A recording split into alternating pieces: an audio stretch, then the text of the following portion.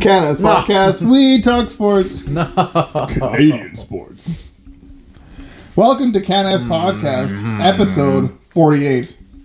Yep, 48. Don't mind Celso. He's grumpily chewing on some chocolate because he doesn't like the jingle, but No, he I can't don't. figure something else out for it. So it's too bad for him. Eventually. Today's episode won't be too long. We'll talk about footy to start, golf, a little bit of baseball. What is it called? It's the World Cup of Baseball, but it's. Isn't it like the World Series of Baseball or something? I'm not entirely sure. Something like that. Yeah, we'll look into it. But yeah, the baseball's happening. Basketball trade deadline. Toronto Raptors made a move. And we'll finish up with hockey, as per usual. So, save the best for last for this environment. Yep. Yeah, there you go. Okay, footy. The Canadian women's national team is on strike. What? Did you not know this? No, I did not know this. They're on strike. They're refusing to play the She Believes Cup. Why? Coincidentally, Canada Soccer Federation is threatening to sue the women over breach of contract and not playing the games. Which is, I guess, fair, but why are they striking? Because of inequality in pay and then corruption and the resources that they use. It's the men's team also released a statement that they side with the women's team and that the Canada Soccer needs to smarten up and get new leadership pretty much. But they also actually made a comment on how most of the funding is going towards funding the Canadian Premier League, and it's not going towards redistributing it towards the national programs and the subsequent junior programs. So they're funding a league that, in the bigger scheme of things, won't matter. And so then, they're not giving money to the national program to improve our standing in the world stage. Correct. And not only that, but the women aren't being given a proper lead up to the World Cup, proper friendlies and everything. That's not being organized properly. That's in the national program. That's in the national program. And just truthfully, at the end of the day, it's just, I believe it's just corruption from the top to bottom of the Canadian national program. The people that are in charge of it are corrupt, and they're funding. I don't disagree that the Canadian Premier League needs help developing, but they need to be able to distribute the funds properly. Yeah. To where our men's and women's national programs are growing. Where our women's team is fresh off a gold medal at the Olympics. And our men's program is fresh off a qualification for a World Cup. Yeah. So the programs need to do a significantly better job. They didn't even get jerseys for the World Cup. That's on Nike. Oh, okay. More than the national program. But the national program, the Canadian Soccer Association, CSA, should do a significantly better job of marketing their players. Yeah. I cannot find an Alphonso Davies jersey to save my life anywhere. Jonathan David. No. Jesse Fleming, Janine Becky, Christine Sinclair. I can't find any of their jerseys anywhere. That's true. And when our women in 2012 were crushing it, why wasn't the Canadian jerseys everywhere to be found? Because you can't really get them anywhere. Exactly, you can't find them anywhere. For me, that's I've just noticed ridiculous. when you go to let's say Peru, they have their national jerseys everywhere. In every store. They also have a lot of knockoffs. True, but they have jerseys. Yeah. Here, there's you can't find anything. Nope. You can probably find one in Eurosport or whatever. Maybe, I don't know, but you can't find anything anywhere. They need to be so much more intelligent in that in the marketing of the teams. They're at the Commonwealth when we went to the games for Mexico and Costa Rica. There was more hockey jerseys than there were soccer jerseys. That's an embarrassment. Yeah, because Canada markets more to hockey than soccer. but no, I'm saying you didn't have the I agree with you. Yeah, because you didn't have the opportunity to even buy it there. There was 2 concessions with Yeah. jersey sales, and there was a lineup of like hundreds of people outside. Half of us just walked out. And I tried to find it online. Guess what has completely out of stock?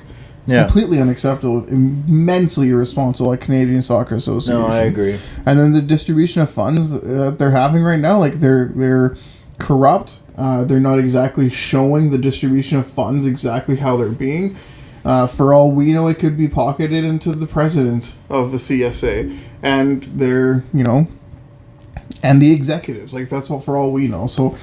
They're asking for clarity, and they're asking for to be treated better. I think the women deserve to be treated equal to the men. Mm-hmm. They deserve better warm-ups, so they deserve better international friendlies, and to be able to be the best programs that they are. Because frankly, the women are one of the best 5 in the world. And then the men are coming up. The men are getting to be in the. They're definitely top 50. They're getting to be. They're soon going to be in the top 20, in my opinion. If they just if they keep on improving the way that they're improving, the only way they can improve is just playing on their club team. There's no help in the national program. The Canadian Premier League can grow footy on a grassroots level. It can develop young players, like have good academies everywhere. Yeah, that's a positive. I do think that the Canadian Premier League deserves some help to get off their feet, but not to the expense of our national programs. I agree. Without our national programs, there is no Canadian Premier League. Just flat out. Because no one's going to care. Yeah. Yeah. Are they going to market the Premier League more than or better than the national program, like the national teams? I don't think so. No. So then, what's the point of putting money into the Premier League? That's what I'm telling you. It's corrupt. Yeah, Maybe it's like so their ownerships or they have like ownership stakes in that. Yeah. But yeah. Anyways. That's I'm mad. Thank you, Victor. You're welcome. That's it for footy. Good news. Let's go to golf. Okay. Good news. The Waste Management Phoenix Open, which I don't know if you know this, but the PGA Tour announced like specific tournaments across the calendar year that are like, I guess they're ATP 1000s in like the tennis world. You know what I mean? Like so like their majors. Yeah, like their premier events. Yeah. That's not a major. Okay. Yeah. And the Waste Management Open is one of them. And 2 Canadians are in the top 4. What? Yep. What? Nick Taylor is tied second with John Rahm at -11. Nice. Adam Hadwin is tied 4th with Jordan Spieth at -10. Damn. So we will have 2 Canadians in the final 2 groups. So I think they're doing 3 and 3 because of the Super Bowl. They were trying to finish the rounds early. Yeah. So we'll have 2 Canadians at the in the final groupings. That's pretty good. Which is very exciting. Yeah. Yeah. You know what though? The disrespect. The announcers when I was watching the last round, they're announcing the top 10. They didn't announce either of the 2 Canadians. They're like, oh yeah, Scotty Scheffler, John Rahm, Jordan Spieth. But did they say all top 10? They even said the guys underneath are too. What? They did not announce the Canadians whatsoever. No, but did they announce like everyone else, like all 8 besides the 2? What? The only 2 that they didn't announce were the Canadian guys. That's dumb. It's embarrassing. That is embarrassing. Yeah. But yeah, so we have 2 Canadians. I think one of Rahm or Scheffler wins it, if we're going to be honest. Hadwin had a bad round. He shot even par, which for a PGA professional is not the greatest. But actually, an interesting stat that I learned the other day. You know what John Rahm's official handicap is? What? It's around +8 to +10. That means if him and I were to play a round, okay? Yeah. He would start 10 over. I would start 10 under, and he would still probably beat me. I would have a hole on him, and he would still probably beat me. Actually, more than likely beat me. Probably, yeah. That's absurd. And that's with my BS handicap that was given to me by that one league that I joined. Well, you joined a league? Yeah, I joined that league over the winter last year. Oh, like I a had virtual a golf 7 league? handicap. It was absurd. Dude, that was the best round of my life, and I shot a like 3 over or 4 over. Best round of my life, and I somehow get a 7 handicap for the entire thing. Subsequently, I shot 98, 87, and 92 the following 3 weeks. Because Lord knows it was a fluke. But no. No. Yeah, just brutal. That's funny. Yeah. But that's a big news because the Waste Management Open is known to be the rowdiest tournament in all of golf. It's got like the really fun stands on the 16th hole. Oh, were they? For the okay, yeah, that's the one. Where I was Sam thinking, Ryder made the hole-in-one last year. And They everyone all just threw their started- Bud Light at them and everything. It's good for them for watering the grass because that's all Bud Light is. It's just It's water. water. Yeah. Yeah. No, dude, I would kill to play in TPC Scottsdale. That's the tournament. I'd just be like happy if I went to that hole. That would be so much fun. That'd be so much fun. That's such a fun tournament to watch for sure. Yeah. But yeah, that's the golf news. I mean, we got I don't think we have a single Canadian in the Golf Tour or any of like our big names. Corey Connors was in the Waste Management Open. He made the cut, but he's like even par right now, so not great. So you're just not having a good weekend. Taylor Pendrith is 3 under. The leader is 13 under, so he's pretty much out of contention there. Yeah. But apart from that, like not bad for Canada. That's not bad, honestly. No. 2 guys up there. Another top 5. Yeah. Yeah, 2 in the top 5, along with literally the best golfers in the world. Exactly. John Rahm is insane. He's so good at golf. Rory McIlroy is also so freaking good at golf, man. It's ridiculous. And Scotty Scheffler has had quite possibly he has been the most dominant golfer in the last year and a bit. Really, it's just been absolutely nuts. But anyways, quickly over to basketball. What do you think? Basketball? Okay. I thought we wanted to go to golf. Or not golf, baseball. The World Baseball Classic. That's what it's called. the one, yeah. Thank God. The World Baseball Classic. Canada's roster was announced. There's not many names that are easily recognized. Freddie Freeman's one of them. He's representing Canada. And we have a pretty good pitcher. I forget what his name is already. But he's a relief pitcher. So I don't expect Canada to medal. Because, you have the Dominicans, you have the Americans, you have the Cubans, Japan. They're all so good. So I don't envision Canada medaling. But I do think they're going to do, they're not going to, let it be easy on them, right? But yeah. There's a couple pitchers that, it's relatively good to... or easy to remember, but not too many of them. But, yeah, we'll see. Most are MLB players, so we'll have a decent chance. Yeah. Zach Pop isn't in there. I was a little surprised that he wasn't in there representing him as a relief pitcher, but a Canadian pitcher. Yeah, playing on the Blue Jays. Speaking of Blue Jays, Bo Bichette signed a 3-year, $33.6 million deal to remain with the Jays. Huge. I'm pretty happy with that. I am as well. He's one of the most elite offensive second baseman in the league, or shortstop. Sorry, he just needs to improve his defense. And as long as he plays mediocre defense all year, or average, we'll be fine. We don't need anything mediocre more than that. defense. Well, it's mediocre defense that he puts forward right now. Yeah. Nothing against him. He's the best offensive second or shortstop in the game. But we'll see. These guys, we got some pitching help, which will be nice. I think we need another veteran infielder, specifically second baseman. I don't know if I trust Espinal to play there the entire year. But I think we also need some outfield help. Because we got rid of 2 of our better ones. And then 2 of our backups are all gone too. So we lost 4 legitimate MLB outfielders this offseason. And George Springer is not somebody who can consistently play. He's always hurt.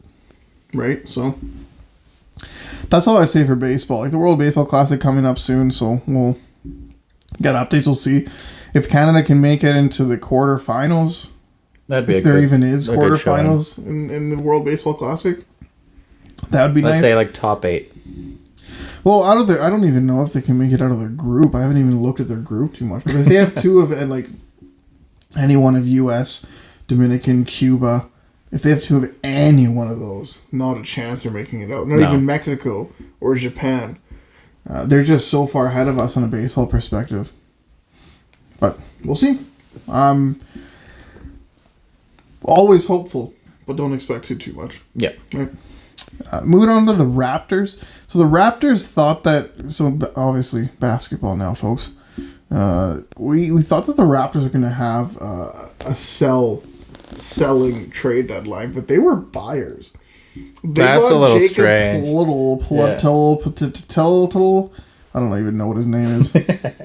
But they reacquired him, which is absurd.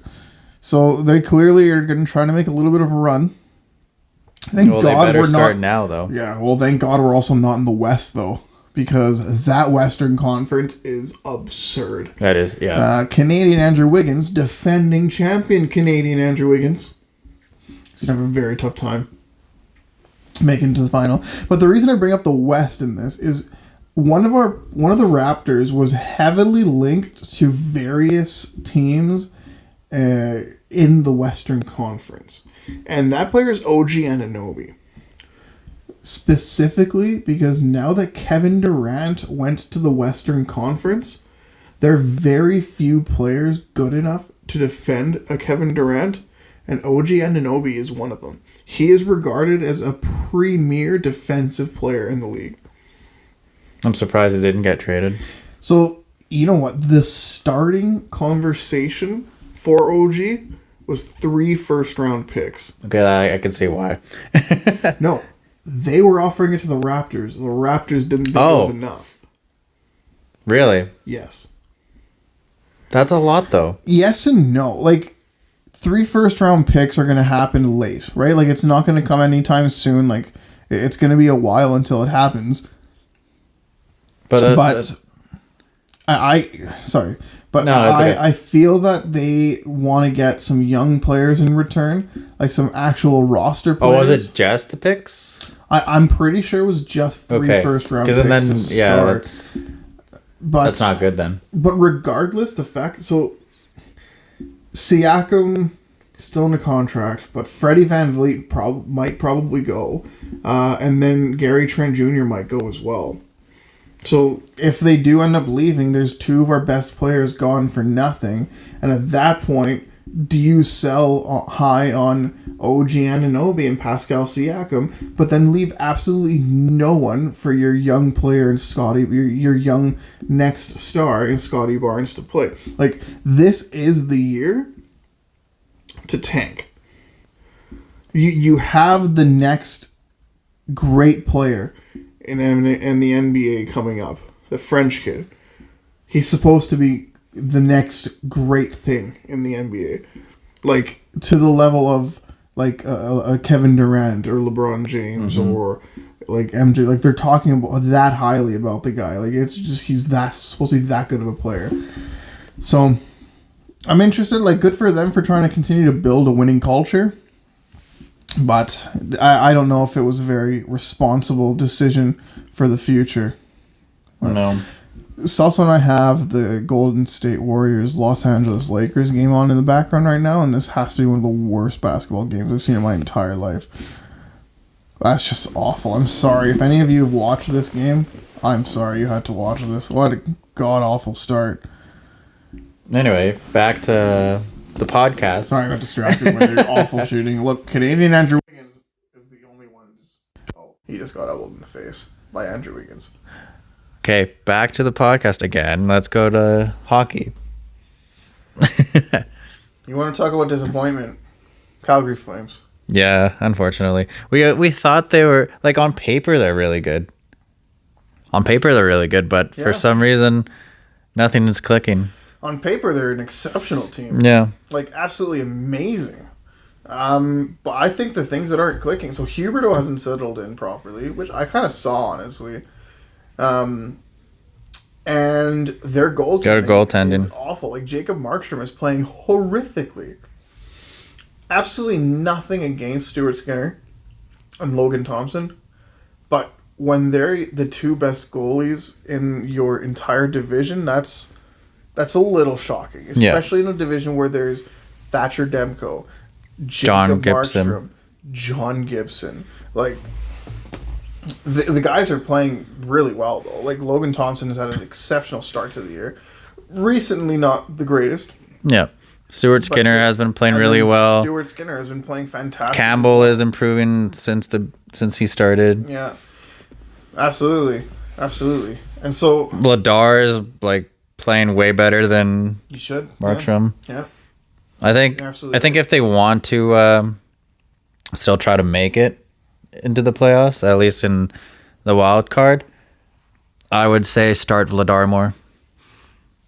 They need to do something about that goaltending to fix it. But you're absolutely right. But Vladar isn't the full-time answer. Like, but like for now, like to switch something to change, to get his confidence back, find a way, and then go from there. But the Calgary isn't going to do anything unless Markstrom starts picking it up. No. And they're in a legit chance of missing the playoffs.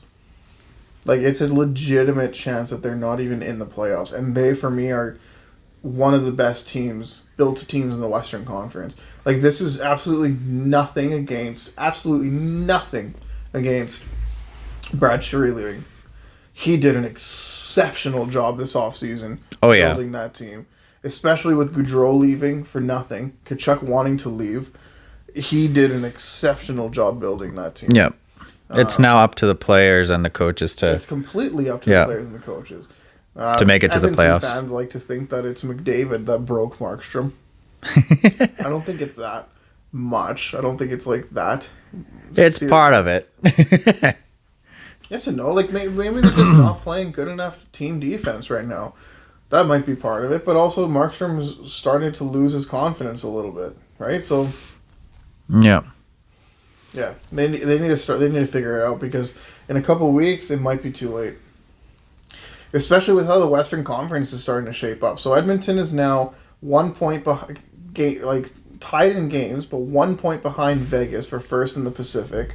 Yep, which is now where we expected them to be. Mm-hmm. Yep.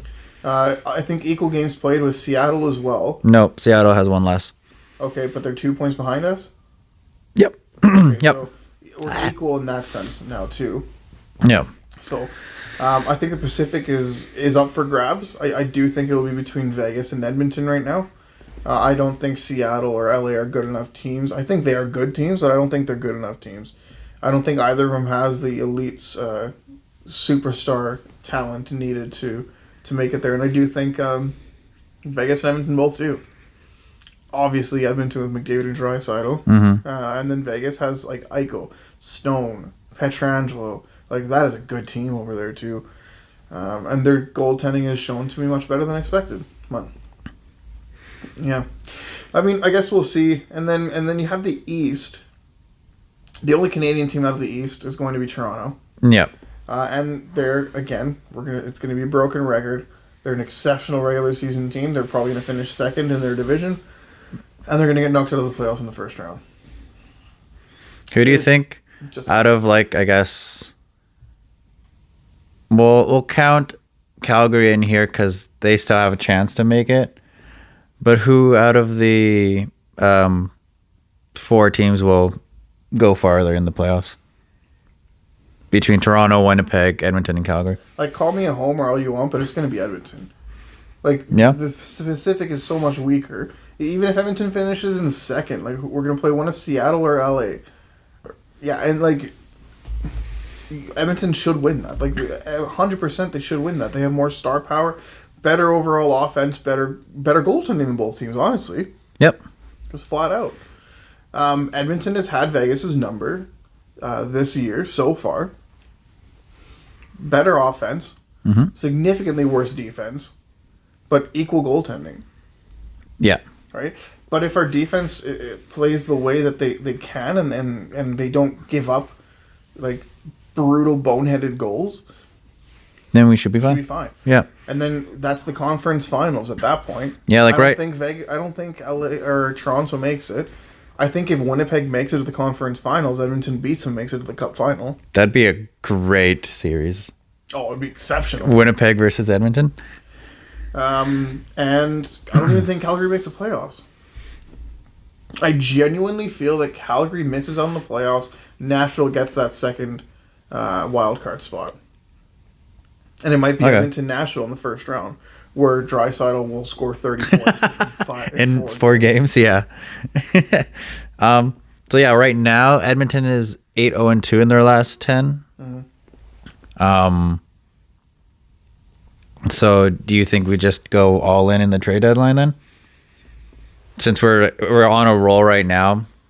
I think we're all in for the right piece. Yeah. But all in doesn't mean we're giving up 5 first-round picks in a row for 2 months of Patrick Kane. Oh, no. That's not at all what it means. And it also, I don't think it means getting rid of Philip Broberg or Dylan Holloway. I genuinely feel those two are untouchable unless you get like a top pairing defenseman in return for Broberg.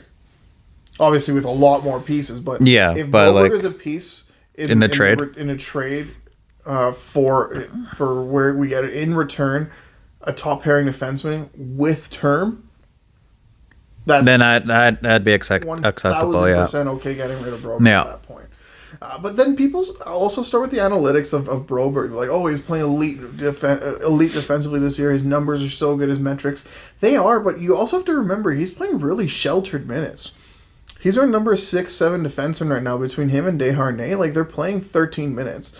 Broberg is playing predominantly against bottom 6 forwards in the NHL, which are still exceptional players by every means. But it's not like he's playing against any other team's top line at all, right? And it's unreasonable to expect him to be able to play those minutes in the playoffs.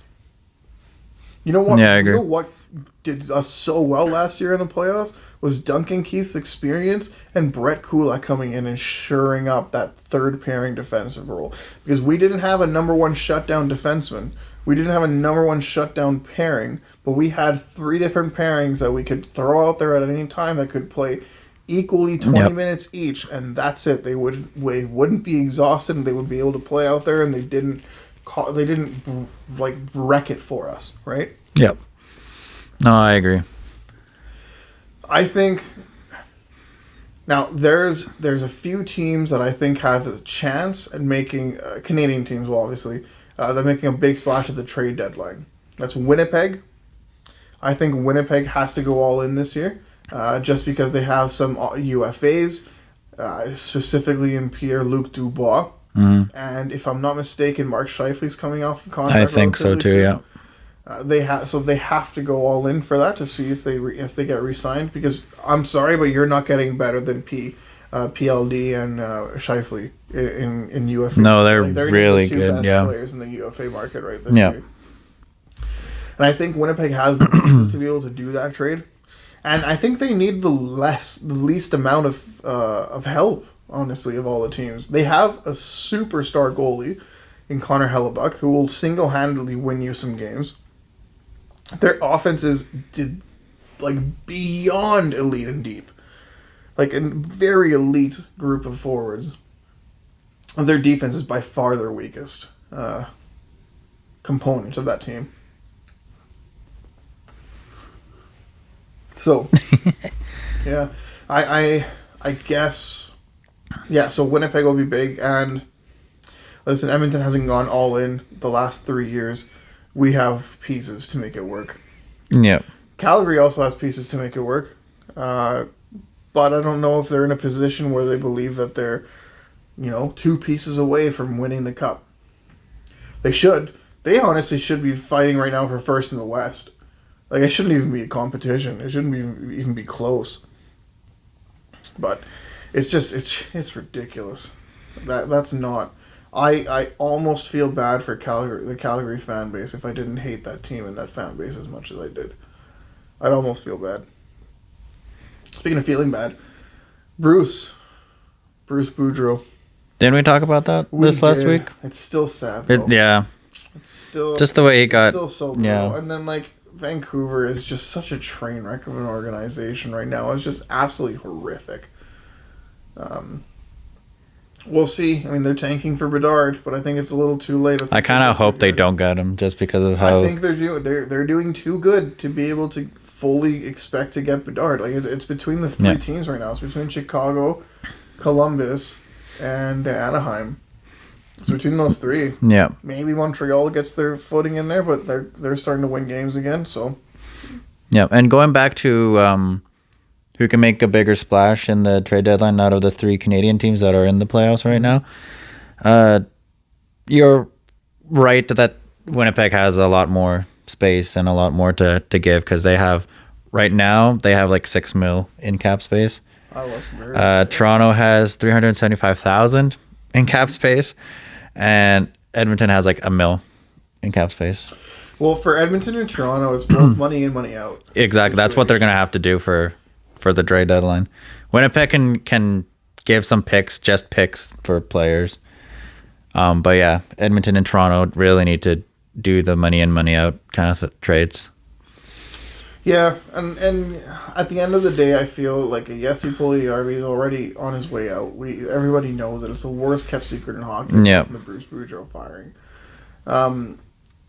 And after that, I think Warren Foegele goes, honestly. Yeah. Which is unfortunate because the guy... Because he's heating up, yeah. Hot streak. He's the exact type of player that we desperately need him right now. Yeah. To shore up that bottom 6. And there's nobody in our system that's able to take over for him, really. But I guess if you look at the other way, it is raising up his trade value, so we would be able to get more out of that trade. Maybe. Yeah. No, you're not. Because that's going to be like, what, roughly like $6 million? Because Fogel's like under 2. Yeah. $6 million. Yeah. Yeah. So but even that's going to help us. Bring in 2 guys, yes? Yeah, we would have to bring in 2 guys. They're talking about Erik Karlsson and quite possibly Jonathan Toews. I'd rather go for Toews than go for Karlsson. I agree. I don't want to go for Karlsson. They ask us 3 first-round picks to start. Yeah, that's no. That's too much. Only 40% salary retention too, so he'd still be a $7 million defenseman in a payroll for like 4 or 5 more years. Yeah. Yeah, that's not. But then again, is there a better defenseman out there right now? Offensive defenseman out there? Him and Nurse would be a legitimate top pairing. And we would finally get our Norris caliber defenseman. We had Dustin Schultz. But with Toews though, like he brings the leadership, the mentorship, I guess. The Stanley Cup pedigree, and then he's still decent too. So he would like help our bottom 6 for sure. We can even put him up in the second line and have like a super stacked top 6. I would love to have him in a position. You know what? Who we bring in, one has to be defenseman for sure. Yep. And another one has to be a forward, I think. Yep. And both of them need to they both need to be game changers, but the defenseman more so than the goal than the forward. Yeah, I agree. Because goalies we're not touching. Championship pedigree. Yeah. We need somebody who's won a cup, somebody who knows what it takes to win, somebody with leadership style, and that person needs to be a legitimate contributor. That's why I think as Jonathan Toews, he would be our third line center. We'd move Ryan McLeod down. We'd move Nuge to play second line, McDavid, Draisaitl, or however you want to do it. Just that would still be a stacked top 6 forwards and Nuge and Jonathan Toews and down the center. Like Draisaitl has been argued that he's not the greatest defensive forward, and you know what? I don't disagree with that. But is there many forwards better offensively than him right now? No. McDavid's having a McDavid-like season, and even at this point, it's starting to actually look more like a Mario Lemieux / Wayne Gretzky's type season. It's ridiculous the numbers that this monster is putting up right now. And isn't Nuge on pace to be like in the 90s? Same with Hyman. Nuge and Hyman are both on pace to get 90 some points. Which is like definitely their career high if they do make it up there. 100%. Yeah. 100%. Like, our offense has never been the issue. Our offense is first in the league since, like, December. Like, I think... Since the Christmas break. I think Nuge's career high is 69 points, which is nice. But that's in 82 games. Yep. He's at 62 in 52 games. Yeah, he's going to break his career high. Sure. Hyman already broke his, but... Yeah, right. You know what, though? You bring up... we were talking about Nuge. Oh, I had a very good point I was going to make. Come on. Remember, Victor, remember. That's brutal. And now it's going to be in your head. It's going to bother you. Highs and points. Nuge. Whatever.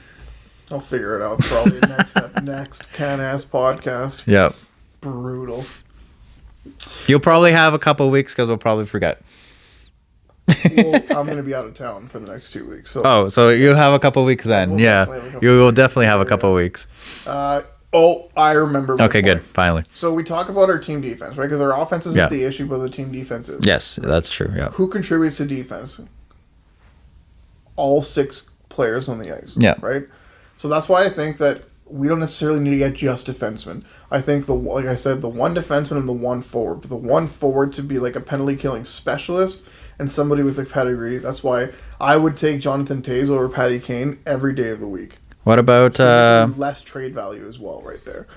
Like, we would have to give up a first, plus probably Reed Schaefer and a B prospect for Jonathan Toews and a 50% salary retention. What do you think of Ryan O'Reilly then? See, I don't mind Ryan O'Reilly either, to be honest with you. I think that they're both really good options, and whoever we go for, I think is good. I think Ryan O'Reilly has good leadership abilities as well. Because he also has championship pedigree. And he also does have, he has the one championship as opposed to the 2 or 3 that Jonathan Toews has. I also do think that Jonathan Toews is a quieter leader, whereas Ryan O'Reilly might be a little bit more vocal of a guy. And I think Edmonton might need some more... I don't know. Some more talkers, I guess. That's very good points also. I think both of those guys are very valid points. But that's who I think the forward they should be going out for is. Like honestly, I wouldn't mind. Like, I heard like Jonathan Toews is going for like second round picks and such. But for Ryan O'Reilly, I wouldn't mind giving a first. Or maybe 2 firsts, depending. Listen, I think... They're both elite defensive forwards. Ryan O'Reilly probably provides more offense, but Jonathan Toews probably provides more leadership and championship experience. We had good karma and good chemistry with the former Chicago Blackhawk and Duncan Keith. And we are in good terms with trading with Chicago. So Edmonton does not make it past the first round if it isn't for Duncan Keith. No. I'm unbelievably adamant. I will die on that hill. Edmonton does not. And I turned a new leaf LA. On that. Yeah, does not make it past LA without Duncan Keith. Yeah, no, doesn't happen. Absolutely no way. So something, and it wasn't because Duncan Keith was the best hockey player on the ice that day. No. Like there's absolutely, and the way we started the season too is an atrocity. We're doing a lot better now, but we've also played against the bottom 10 teams in the entire league recently. Our 8-0-2 record is against all bottom 10 teams in the which league. is good because we need to get as much points as we can with those kinds of games before we start playing the more elite teams too. The thing is, Edmonton has a tendency of playing down to their opponent or playing up to their opponent. When Edmonton plays Boston, I generally think they'll be very close games. I think we'll win one and we'll lose one. But it'll be like 3-2 or 2-1 or 4-3 or whatever it is. But they'll be 1-goal games. Apart from even empty net, whatever. But they'll be 1-goal games. Yeah. No, yeah. So, I agree. I don't know. Listen, at the end of the day, we need to make two big moves. I think our goaltending is good enough right now that we're able to make it work. Yeah. But also with better defensive forwards, I do think that we'll be able to shore it up. Mm-hmm. I think a physical right shot defenseman is what's needed. Actually, no, left shot defenseman could be as well. Because I'd rather have Philip Broberg sent down to the minors, play top pairing minutes, and keep on developing, and keep Desharnais up here because he's clearly proven to be an exceptional addition to this team. An exceptional call up, yeah. Who doesn't mind playing a little dirty? Yeah, and he gets into those dirty areas and gets everybody out. Like that's exactly what we needed for this team. Needed more toughness. 100%. Yeah. So I think so. I'm gonna fix that. I'm gonna say a left shot defenseman, and as well I'd rather a center than a winger, just because wingers can't play center, but centers can play winger, play wing. Yeah. So I my two targets are, and like the last couple games, our bottom six wingers have been playing really well. Mm-hmm. Or everyone's been playing really well. So yeah, if we do get a Jonathan Toews or a Ryan O'Reilly kind of player, then that'll extremely improve our team, defensive wise, leadership wise, and everyone could just keep playing like they're playing, and then we'll be in a better spot than what we were a couple months ago. Yeah. No, I absolutely agree. And I think my targets for the Oilers will be, I've mentioned Jonathan Toews a million times, but I'll say it again. Jonathan Toews will be my number one target if I were Ken Holland. And I think my number one target on defense, it wouldn't be Chychrun, it wouldn't be Carlson. It would be a Provorov type defenseman. Yeah. Is there even a single one of them available? Probably not. Right now. As good as Provorov? No. No, but a defensive? A defensive defenseman. A big physical. I'm trying to think of the teams that are in the bottom right now. Columbus, no. Chicago, no. They don't have anybody on the left side. That's their issue. Anaheim, no. Anaheim, no. Although Klingberg, he's a right shot, though. He's more offensive, though. Yeah, but so's Carlson. They're really in on him. But he's Norris, definitely Norris finalist, Eric Carlson. Oh, yeah, it's probably winning it, dude. Montreal, no. Everyone's gone. Vancouver, God, no. Ottawa, no. Yeah, there's not many out there. No. The defenseman is going to cost us more than the forward for sure. Which is why I guess we should shore up more defensive forwards that could come back in the zone. Yeah. Then defense, I guess. Yeah. Let's just get Toews and O'Reilly, and then we'll be good. Could you imagine our top four centers? Not even. Everyone's gonna move up. Toews, O'Reilly, that's Canada quality. Yeah, that's Team Canada quality forward. Centers yeah, right there. And then we have Nuge on the side, Hyman on the side, Kane. Good Lord, this is a deep team.